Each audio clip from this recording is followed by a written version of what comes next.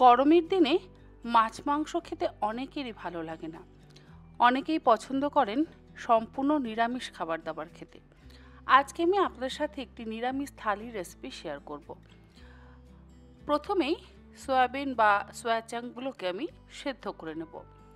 তার জন্য একটা পাত্রের মধ্যে বেশ কিছুটা পরিমাণে জল দিয়ে জলটাকে ভালো করে গরম করে নিয়ে সয়া চাংগুলোকে সেই গরম জলের মধ্যে মিনিট 10-15 ভিজিয়ে রাখবো। তারপরে অন্য একটি পাত্রের মধ্যে মুগের ডাল সেদ্ধ করে নেব। মুগের ডালটাকে ভাজবো না, না ভেজেই ডালটাকে ভালো করে ধুয়ে নিয়ে পরিমাণ মতন জল দিয়ে ডাল সেদ্ধ হতে বসিয়ে দেব। আর ডাল সেদ্ধ হওয়ার সময় ডালের ওপরে যে সাদা ফেনাটা তৈরি হবে সেই ফেনাটা তুলে কিন্তু অবশ্যই ফেলে দিতে হবে। ফেনা ফেলে দেওয়ার পর এর মধ্যে দিয়ে দিচ্ছি স্বাদ অনুসারে লবণ আর 2টো চেরা কাঁচা লঙ্কা।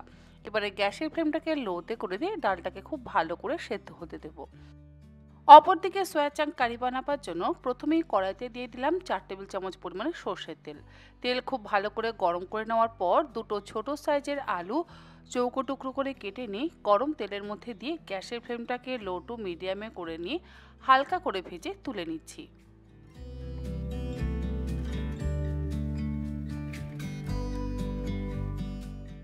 আলুর টুকরোগুলো ভাজতে ভাজতে মশলাটা তৈরি করে নেব।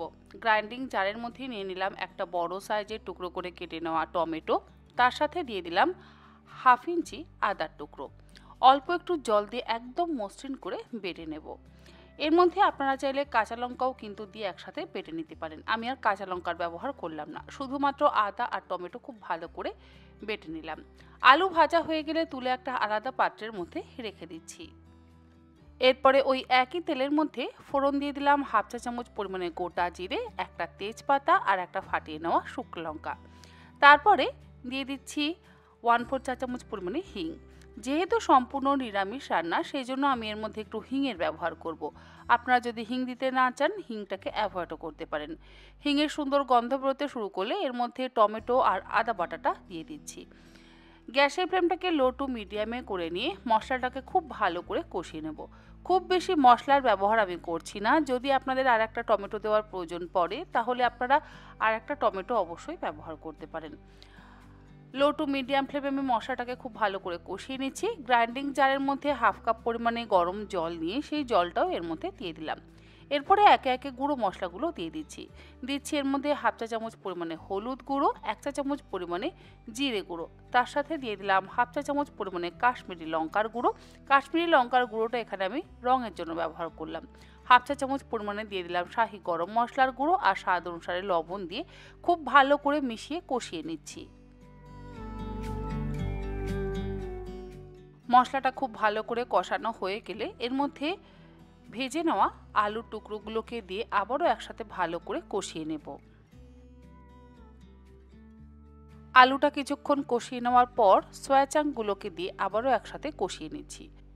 সয়া চাংগুলোকে কিন্তু আমি আলাদা করে ভাজলাম না। যদি আলাদা করে ভাজা হয় তাহলে তেলের পরিমাণটা একটু বেশি হয়ে যায়, কারণ সয়া চাং যথেষ্ট পরিমাণে তেল টেনে নেয়।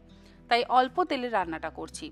সয়া চাংগুলোকে দিয়ে মশলার সাথে খুব ভালো করে মিশিয়ে কষিয়ে নিচ্ছি গ্যাসের ফ্লেমটাকে মিডিয়ামে করে দিয়ে। আর মশলা কষানোর সময় অল্প একটু গরম জল দিয়ে দিলাম যাতে আরও 2-3 মিনিট সময় ধরে সয়া চাংটা মশলার সাথে কষাতে পারি।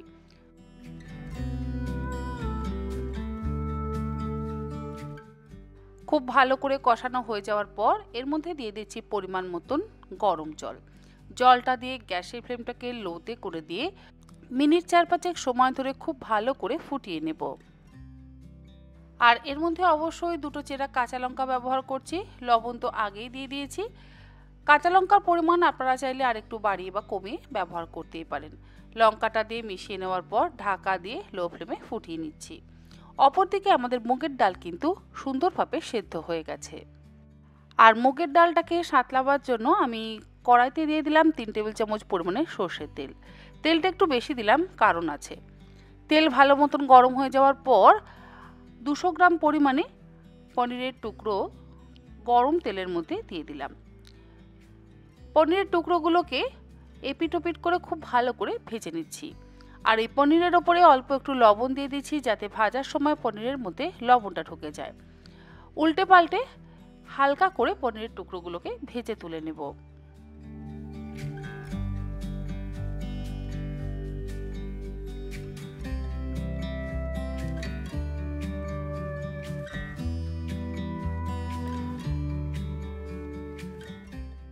পনিরের টুকরো দুটো ভাজা হয়ে যাওয়ার পর তুলে একটা আলাদা পাত্রের মধ্যে রেখে দিচ্ছি। এবারে কড়াইতে যে অবশিষ্ট তেলটা রয়েছে তার মধ্যে দুটো মিডিয়াম সাইজের উচ্ছে দিয়ে দিলাম, আর উচ্ছের মধ্যেও অল্প একটু লবণ দিয়ে দিচ্ছি। তারপরে গ্যাসের ফ্লেমটাকে লো টু মিডিয়ামে করে দিয়ে উচ্ছেগুলোকে একটু কড়া করে ভেজে নেব। অপরদিকে দেখুন আমাদের সয়াবিন কারি কিন্তু অলমোস্ট রেডি। তবে এই সয়াবিন কারির মধ্যে দিয়ে দেব টুকরো করে কেটে রাখা পনিরগুলো। যে পনিরগুলো আমরা ভেজে নিলাম সেই পনিরগুলোকে আমরা এরকমভাবে মিডিয়াম সাইজের টুকরো করে কেটে নিয়ে সয়াবিন কারির মধ্যে মিশিয়ে দিলাম। এরপরে খুব ভালো করে মিশিয়ে নিচ্ছি। আর যেহেতু সম্পূর্ণ নিরামিষ রান্না, অল্প একটু চিনির ব্যবহার করব স্বাদটাকে ব্যালেন্স করবার জন্য। যদি আপনারা চিনি দিতে না চান চিনিটাকে অ্যাভয়েডও করতে পারেন, তবে সামান্য একটু চিনি দিলে স্বাদটা বেশি ভালো হয়।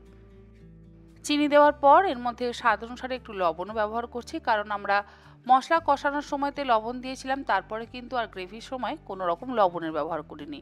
লবণ দিয়ে দিলাম আর দিয়ে দিচ্ছি 1 চা চামচ পরিমাণে ঘি। ঘি অবশ্যই ব্যবহার করবেন, সম্পূর্ণ নিরামিষ রান্না যেহেতু। এবারে লো ফ্লেমে 1 মিনিট ফুটিয়ে নিয়ে গ্যাসের ফ্লেমটাকে বন্ধ করে দিয়ে ঢাকা দিয়ে স্ট্যান্ডিং টাইমে রাখবো। অপরদিকে উচ্ছে কিন্তু আবার হালকা করে ভাজা হয়ে গেছে, তবে আরেকটু লাল করে আমি উচ্ছেটা ভেজে নেব। উচ্ছে ভাজা হয়ে গেলে মুগের ডাল সেদ্ধটা দিয়ে দিচ্ছি। খুব সামান্য পরিমাণে একটু হলুদ গুঁড়ো দিয়ে দিলাম।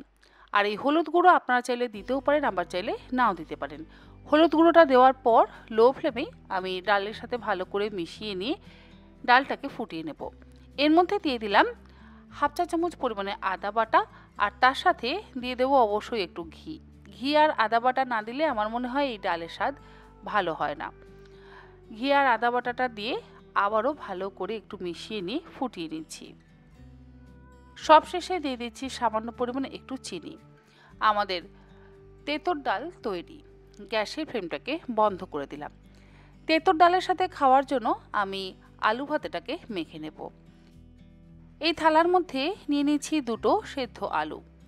আলু দুটোকে হাত দিয়ে খুব ভালো করে মেখে নেব।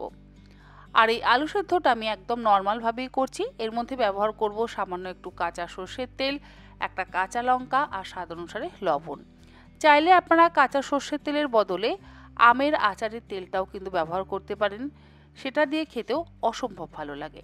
আজকে আমি আমের আচারের তেলটা আর ব্যবহার করলাম না। কাঁচা সর্ষের তেল, লবণ আর কাঁচা লঙ্কাটা দিয়ে খুব ভালো করে মেখে নিচ্ছি। তেঁতুর ডালের সাথে এরকম আলু ভাতে খেতে কিন্তু অসম্ভব ভালো লাগে। আলু ভাতে মাখাও হয়ে গেল। এবারে আমরা পরিবেশন করব। প্রথমেই থালার মধ্যে দিয়ে দিচ্ছি ভাত, তারপরে দিয়ে দিলাম তেঁতুর ডাল, তার সাথে দিয়ে দিচ্ছি পনির দিয়ে সয়াবিন আলু কারি, আর দেব যে লবণ, কাঁচা সর্ষের তেল এবং কাঁচা লঙ্কা দিয়ে আলু ভাতাটা যেটা মাখিয়েছিলাম সেই আলু ভাতে, আর বাঙালির অতি প্রিয় কাঁচা পোস্ত বাটা। লবণ আর কাঁচা লঙ্কা দিয়ে আমি পোস্তটা বেটে নিয়েছি, শিলেই বেটেছি। আর এর মধ্যে কাঁচা সর্ষের তেল না দিয়ে দিয়ে দিলাম আমের আচারের তেল, মানে আম তেল। তৈরি হয়ে গেল সম্পূর্ণ নিরামিষ বাঙালি থালি। ভাতের ওপরে দিয়ে দিলাম একটা কাঁচা লঙ্কা। আর চাটনি ছাড়া আমার মনে হয় খাওয়াটাই অসম্পূর্ণ থেকে যায়, তাই সবশেষে দিয়ে দিলাম আমের চাটনি। এই আমের চাটনির রেসিপি অলরেডি আমার চ্যানেলে আছে, তাই আজকে আর শেয়ার করলাম না। আশা করি তন্হির পাকশালার এই সম্পূর্ণ নিরামিষ গরমের স্পেশাল থালির রেসিপি আপনাদের ভালো লাগলো। ভালো লাগলে আপনারা এইরকমভাবে থালি বানিয়ে অবশ্যই খেতে পারেন। আজ তাহলে এই পর্যন্ত। আবার হাজির হয়ে যাব অন্যদিন অন্য কোনো নতুন ধরনের আরও রেসিপি নিয়ে। ভালো থাকবেন, সুস্থ থাকবেন। ধন্যবাদ।